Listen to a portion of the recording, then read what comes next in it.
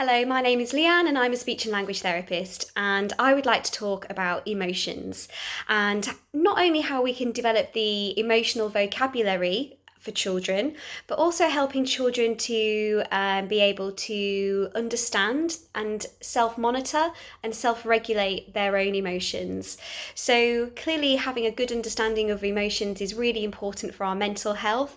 It's really important for how we communicate and let people know how and why we might be feeling a certain way. So some of the children I work with, they find it really hard to manage their emotions.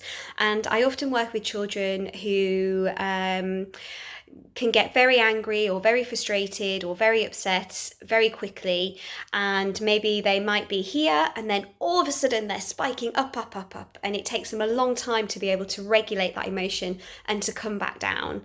Now, when children are in states of stress, our body is releasing a stress hormone called cortisol, and in those moments of stress, we've experienced them ourselves as adults. Our bodies go tense. It's very hard for us to listen to people talking about how to regulate their emotions. It's very hard. It's a hard thing to do, to learn how to regulate your emotions. So I wanted to talk briefly about how we can help children to do this.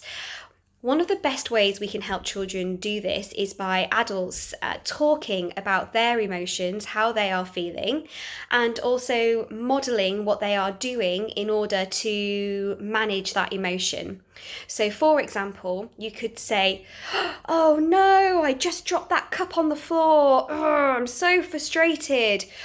I'm going to take 3 deep breaths.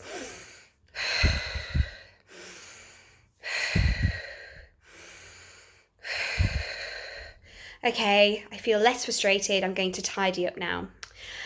Or you could say, "Oh, I'm feeling really happy. Look, I'm smiling. I can give you a high fives." Or you could say, "Oh, I'm so excited. I'm jumping up and down." So you're able to label the emotion, and you're also modeling to the child what you're doing in order to manage that emotion. And the more that we can label emotions in context and get children to notice our facial expressions, and the more that we're modeling how we are managing those emotions, the more helpful that can be for children to learn how to label their emotions and then have some strategies that they might be able to self-regulate as well. So one resource that I'd like to share with you, that you can email me for a copy for, no problem, is this emotions. I like to call it a key ring, because when I'm working in schools, I will have it on my lanyard. So I'm always talking about emotions, and I'm modelling this on myself, and then I'm also modelling this on the children as they display different emotions through our sessions. So for example, on this side here we have happy. I hope you can see that. Now, what's lovely about this resource is not only do we have different emotions, so we have got happy, excited,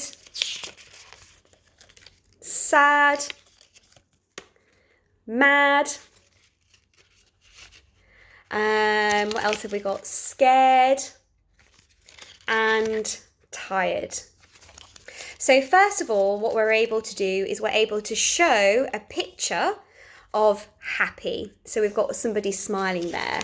Then we might be able to show a picture of somebody feeling sad. So we're helping children to understand facial expressions by pointing to our own face, but also being able to provide a visual. So then I might say to the child, "Oh, look, I'm feeling so happy I get to work with you today. Oh, let's look. I can smile. I can give you a high fives. Or I can jump." So similarly here, let's say we've got mad. "I'm feeling very mad." And then on the back, it helps us to model some ideas, some strategies on how we might be able to manage that emotion. So here we have things like squeezing hands, take a break, talk about it, or write it down. So This by no means has got all the emotions or all the strategies there that we can feel and things that we might do to manage those feelings, but it's a good place to start. And it really is a fantastic resource. It's very visual and it has the strategies on the back. And I think the final point that I just want to leave on around the difference between emotions and behaviour. So it's okay to feel any kind of emotion. It's okay to get angry. It's okay to be scared. It's okay to get mad. But what's not okay is sometimes some of those associated behaviours. So, for example, for some children who I work with, they might get so angry, they might lash out, they might hit, they might kick, they might bite. That's all very, very common. But it's okay for the child to feel mad, but maybe, yes, we do want to think about how can we stop them from biting or hurting other children. So the more that we can introduce more positive strategies such as deep breathing or squeezing our hands or taking a break, or being able to recognize when maybe our emotions are getting too much and we're about to have that release.